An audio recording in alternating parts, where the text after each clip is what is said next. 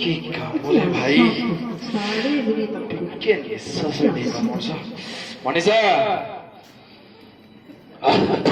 ମଣିଷା ଟିକେ ପାଣି ଗ୍ଲାସ ଆଇଲ ଆଜି ମଣିଷ ବହୁତ କାମରେ ପଡିଗଲା ମଣିଷ।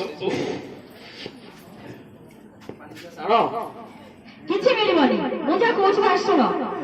କଣ କହୁନ ସବୁବେଳେ ତ ତିନିଟା ଭଳିଆ ଦାମରା କାଉଳା ରାଉ ରାଉ ରାଉ ରାଉ ରାଉ ରାଉ ହେଲ ଆଉ କଣଟା କହିଛ ଶୁଣୁଛ ଯାହା କହୁଛ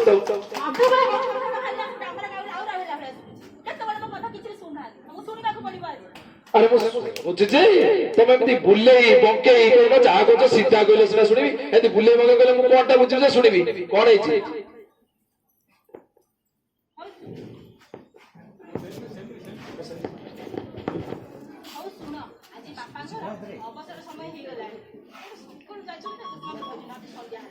ଓ ବାପାଙ୍କର ତାହେଲେ ଆଜି ରିଟାୟାରମେଣ୍ଟ ଡେ। ଏଇଟା ଗୋଟେ କଥା ତମେ ଏଇଥିପାଇଁ ଟେନସନ ନଉଛ କି ଆଜି ଭଲ କି ଭୋଜି ଭାତ ଟିକେ ହଉଥିବ।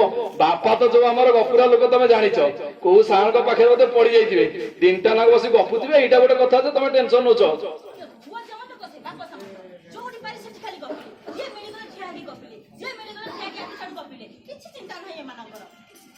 ଆରେ କଣଟା ହେଇଛି କହୁନ ଚିନ୍ତା ଆଉ କଣ କରିବି ତମେ ସିନା ମତେ ସିଧା ବୁଝେଇ ଟିକେ କହିଲେ ମୁଁ ଟିକେ ବୁଝିବି।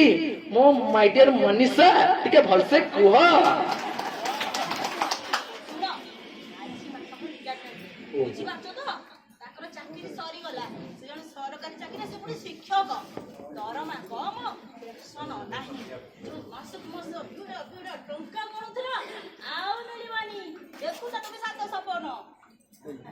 ଆରେ ମନୀଷା ମୋର ତ ଚାକିରି ସତରେ କଣ ବାପାଙ୍କୁ ଦରମା ପେନସନ ତ ମିଳିବ ନାହିଁ। ମୋ ତ ତମେ ପ୍ଲାଣ୍ଟ ଚାକିରି ଜାଣିଛ।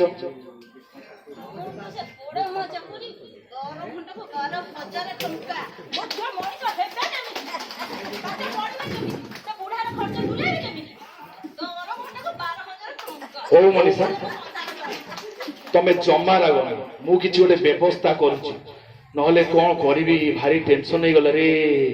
ଆଉ ତ ବାପାଙ୍କର ବିଡା ବିଡା ଟଙ୍କାଟା ଆମକୁ ମିଳିବନି କଣ କରିବି। ହଉ ମନୀଷା ତମେ ଟେନସନ ନିଅନି ମୋ ବାପାଙ୍କ କଥା ହଉ ଶୁଣ ଜମା ଟେନସନ ନିଅନି ମନୀଷା ମୁଁ କିଛି ଗୋଟେ କରୁଛି ହେଲା। ଏବେ ଯିବା ଖାଇବା।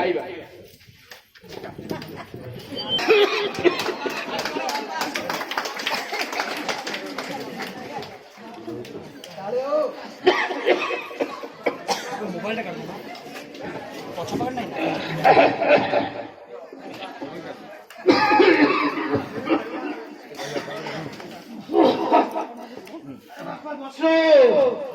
बस रे अरे देहटा प्रबल खास हो बापा बासु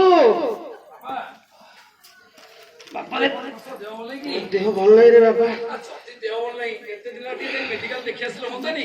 अरे मुझे जाई पाता न जाकि ते कहीं कहता रे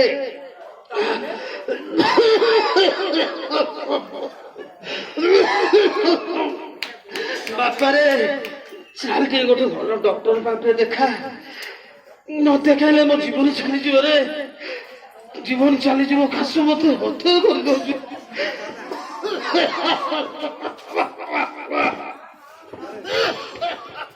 कौन कहल ए सामान्य काश डाक्तरखाना तमर मन नहीं जिते बड़े पिला को पाठ पढ़ाऊला पिला बेले काश हेले तुलसी रस सांगे महू गुड़ी पी देले काश कमिଯିव तम बेलू काम दबनी कि सेटा को पी काश भल कर डाक्तरखाना जीवी डाक्तरखाना। मनीषा जहा कहते ठीक कहते शुण बेसी टेंशन ए सामान्य काश मो बापा बापा व्यस्त होनी तमे सेही तुलसी पत्र टिके पी दियो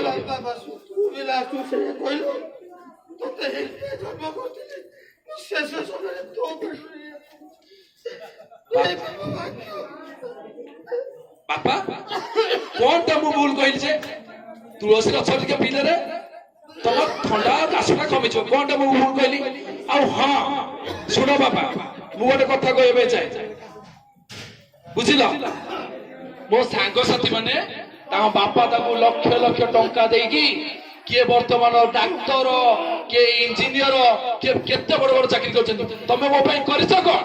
କଣ ମୋ ପାଇଁ କରିଛ? ଆରେ ବାପା, ମନେ ଅଛି ସେଦିନର କଥା? ସେଇ ହାଇସ୍କୁଲ ଟିଚର ପୋଷ୍ଟିଂ ବାହାରିଥିଲା। ମୁଁ କହିଲି ବାପା ମତେ 10 ଲକ୍ଷ ଟଙ୍କା ଦିଅ, ଜଣେ ମୁଁ ମିଡିଆକୁ ଧରିଛି, ଯଦି ମୁଁ 10 ଲକ୍ଷ ଟଙ୍କା ଦେଇଦେବି ଆଜି ମୁଁ ଗୋଟେ ରେଗୁଲାର ଚାକିରି ଟିଏ କରିଥାନ୍ତି। ଦେଲ କି ମତେ? ଆଜି ମୁଁ କଣ କରୁଛି ନା ଦାଦନ କରୁଛି ଏଇ ଟାଟା ପ୍ଲାଣ୍ଟରେ ମୋର 12 ଘଣ୍ଟିଆ ଡ୍ୟୁଟିକୁ 12,000 ଟଙ୍କା ଦରମା। ସେଇଥିରେ ତମେ ତ ବାପା ବୁଝ, ବାପା ବୁଝ, ତମେ ତ ଜାଣିଛ ଯୋଉ ମେଡିକାଲରେ ଯୋଉ ଖର୍ଚ୍ଚ। ଯାହା କରୁଛୁ କର, ମୁଁ ଟିକେ ରେଷ୍ଟ ନଉଛି। ବାପା ବାପା ବାପା ବାପା ବାପା ଧୀରେ ବାପା ପଡ଼ିବ। ଟିକେ ବସ ବସ ବାପା, ଟିକେ ବସ ବାପା, ଟିକେ ବସ। ମୁଁ କଣ କରିବି ଯେ ସଂସାର ଭିତରେ କେତେ କଣ କରିବି ନା ମୁଁ ଘର ଚଳିପାରିବି। ଏଇ 12,000 ଟଙ୍କାରେ ଶାଢୀ ଗୋଟା ଗଲାଣି 6,000 ଟଙ୍କା। ଇଏର ସ୍ତ୍ରୀର ଡିମାଣ୍ଡ ଶାଢୀ ପିନ୍ଧିବ, ମୋର ପିଲା ଛୁଆ ପାଠ ପଢିବେ, ସେଥିରେ ବାପାଙ୍କର ମେଡିସିନ ଖର୍ଚ୍ଚ ମୁଁ ଆଉ ସମ୍ଭାଳି ପାରିବିନି ମଣିଷ। ତମେ ଆଉ କଣ ସମ୍ଭାଳି ପାରିବ? ଦୋର ଘଣ୍ଟାକୁ 12,000 ଟଙ୍କା ଖାଲି ଦେଇପାରିବ। ଗୋଟେ ବାଟ ଶାଢୀ କିଣିବାର ଯୋଗ୍ୟତା ତମର ନାହିଁ। ହଉ ମନୀଷା, ମୁଁ ନିହାତି କିଛି ଗୋଟେ ବ୍ୟବସ୍ଥା କରୁଛି। ନିହାତି ବାପାଙ୍କ ପାଇଁ କିଛି ଗୋଟେ ବ୍ୟବସ୍ଥା କରିବା। ଓକେ, ବୁଝିଲ? ଚାଲ।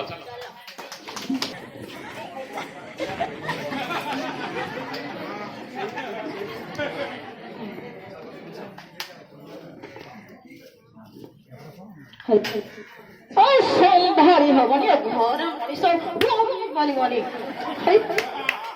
ରହିପାରିବନି ଏ ଘରେ। ସେଠୁ ଗଲି ହଁ ମିଶ୍ର ବାବୁ, ବୁଝିଲ କି ନାଇଁ? ତମ ପିଲାଟା ଗଲି ବୁଝ।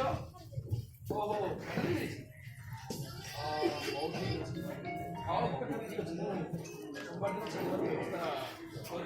ହେଠି ଶୁଭୁଛି, ଶୁଭୁଛି ନା ନାଇଁ ମ? ଖାଲି ରାଉ ରାଉ ତ। ତମକୁ ଯୋଉ କଥାଟା କହିଥିଲି ବୁଝିଲ କି ନାଇଁ? ନିଶା ଶୁଣ, ବୁଝି ଦେଇକି ଆଇଛି। ଆମ ଭୁବନ ବଡ କଣ ଜାଣିନ? ସେଇଟା ଏବେ ନୂଆ ବୃଦ୍ଧାଶ୍ରମରେ ଖୋଲିଛି। ଭଲ କି ରହିବେ ବାପା, କିଛି ଅସୁବିଧା ହବନି, ବୁଝିଲ? ସବୁ ବ୍ୟବସ୍ଥା କରିଦେଇକି ଆଇଛି। ସବୁ ଛାଡି ଦେଇଛ ଓ ସୁନା ସ୍ୱାମୀ।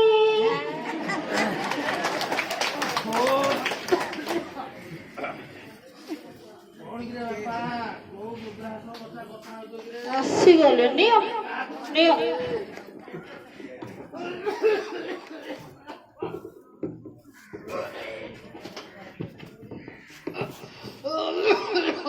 ଆରେ କାହାକୁ ବାପା ଛାଡ଼ିବେ କିରେ?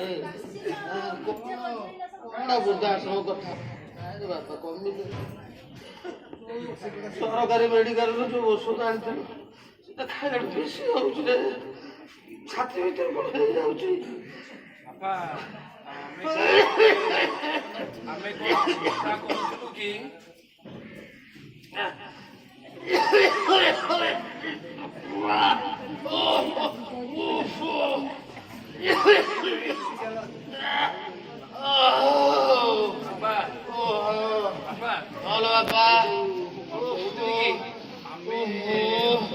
ଚିନ୍ତା କରୁଛନ୍ତି? ଦେଖ ଟିକେ ଯାହାହେଲେ ରହିବାର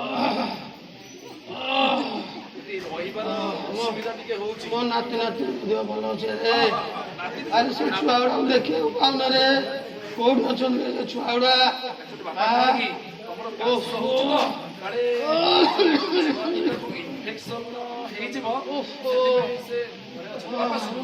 ଆରେ ମୋ ନାତି ନାତୁଣୀକି ମୋଠୁ ଦୂରଉଛ।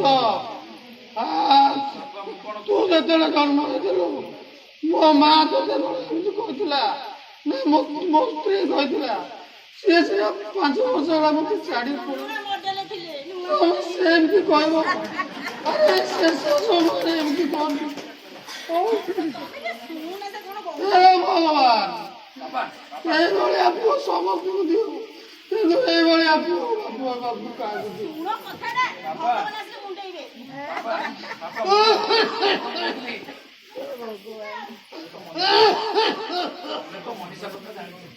ଆରେ ମଣିଷକୁ ବୋଉ କରୁଥିଲି, କିନ୍ତୁ ସେ ଆଜି ମତେ କଣ କହୁଛି? ଶୁଣି ପାରୁଥିଲେ ସବୁ ଶୁଣି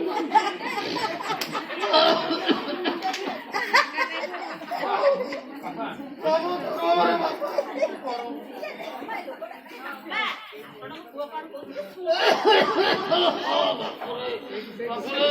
ଆଉ ହବନି ମତେ ସେ ଛାଡ଼ିଦେ ବାପା ଛାଡ଼ିଦେ କଣ କହୁଥିଲି କି ତମକୁ ମୁଁ ଏଇ ସୋମବାର ଦିନ ଆଶ୍ରମ ଛାଡି ଦେଇକି ଆସିବି ଆଉ ତମେ ସେଇଠି ରହିକି ସେଇଠି ବୁଝିବ ଚାଲ ବାପା ଚାଲ ବୃଦ୍ଧାଶ୍ରମରେ ନୁହଁ କେତେ ବୁଢା ବୁଢୀ ଅଛନ୍ତି ବଢିଆ ଖାଉଛନ୍ତି ହଁ ମୋ ଜୀବନ ଶେଷ ଜୀବନ ଯଦି ଜରା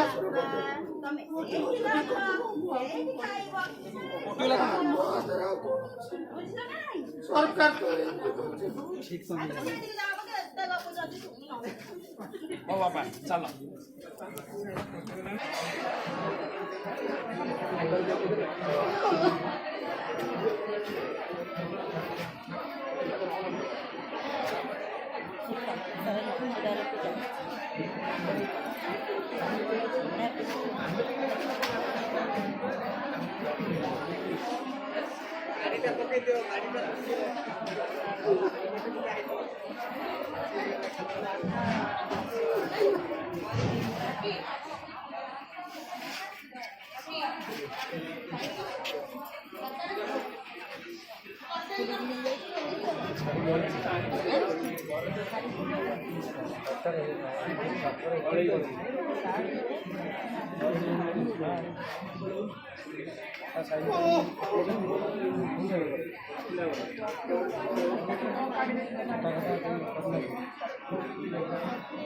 हेलो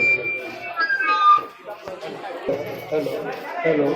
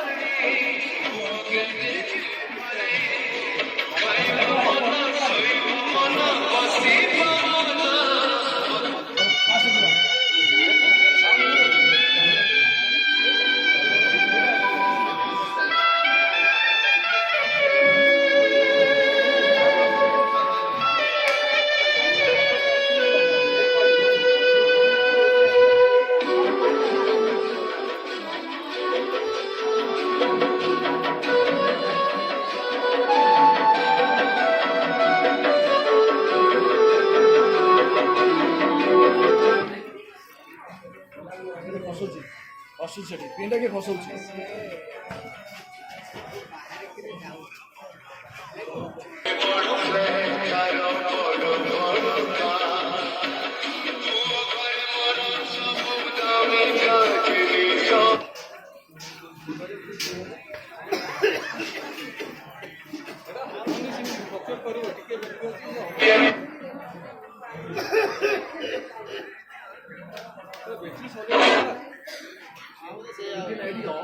କୁଆଡ଼େ ଟିକେ ଆସୁନି କିନ୍ତୁ ଏଠି କୁଆଡ଼େଟା ଗଲା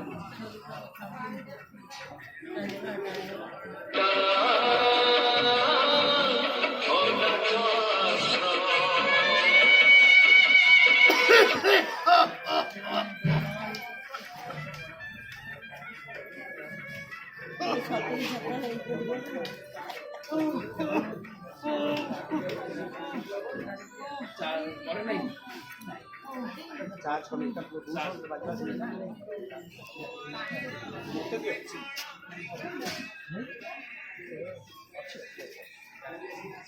ନାଇଁ ନାଇଁ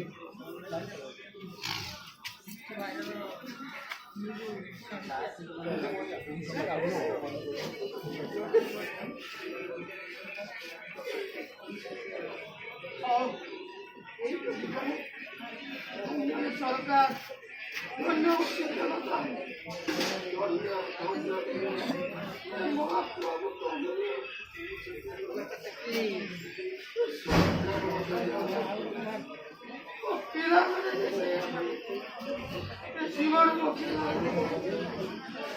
ସରକାର ତମେ ଶୁଣ ମୋ ଭଳିଆ ଗୋଟେ ନୂଆ ପେନ୍ସନ ମୁକ୍ତ କରିବ ଆଜି ତ ଶେଷ ଜୀବନର ଶେଷ ଦିନ ମୁଁ ମଧ୍ୟ ତ୍ୟାଗ କରିବାକୁ ଯାଉଛି। ଦରକାର ନାହିଁ ଜୀବନ, କଣ ପାଇଁ ରହିବି? ଯାହାକୁ ଜନ୍ମ ଦେଇଥିଲି ସିଏ ବି ମତେ ପଚାରିଲେନି। ସରକାର ତମେ ଶୁଣ, ଏ ଯୋଉ ଶିକ୍ଷକ ମାନଙ୍କର ଦାବି, ତମେ ଯଦି ଫୁଲଫିଲ୍ ନ କର, ମୋ ଭଳିଆ ଏଇଭଳିଆ କେତେ ଶିକ୍ଷକ ତାଙ୍କ ଜୀବନ ବିକିଦେବେ, ତାଙ୍କ ଜୀବନ ଉତ୍ସର୍ଗ କରିଦେବେ। ମୋର ଯେ ଭଗବାନ, ମୋ ଦୁଃଖ ଭଳି ଆଉ କାହାକୁ ନ ଦବ। ଆପଣ ଯାଆନ୍ତୁ କହିବେ କ'ଣ କହିବେ ଏଇଭଳିଆ ଏମିତି କ'ଣ ପଢ଼ିଥାନ୍ତୁ। এই ଥିଲା ଆଜିର କ୍ଷୁଦ୍ର ନାଟକ ପେନସନ୍। ଖୁବ୍ ସୁନ୍ଦର ଅଭିନୟ କରିଥିଲେ ଆମର ବସନ୍ତ ସାର୍, ଅର୍ଜୁନ ସାର୍ ଏବଂ ଝିଲି ଦିଦି। ଏଭଳିଆ ଦିନ ଆମକୁ ଦେଖିବାକୁ ନ ମିଳୁ, ଏ ପ୍ରକାର କଷ୍ଟ, ଏ ପ୍ରକାର ଦୁଃଖ କାହାକୁ ନ ମିଳୁ, ସେଥିପାଇଁ ସମସ୍ତଙ୍କୁ ମୁଁ ଆହ୍ୱାନ କରୁଛି, କେହି ବି ଘରେ ରୁହନ୍ତୁ ନାହିଁ, ସମସ୍ତେ ଆସି ଆନ୍ଦୋଳନରେ ଯୋଗ ଦିଅନ୍ତୁ।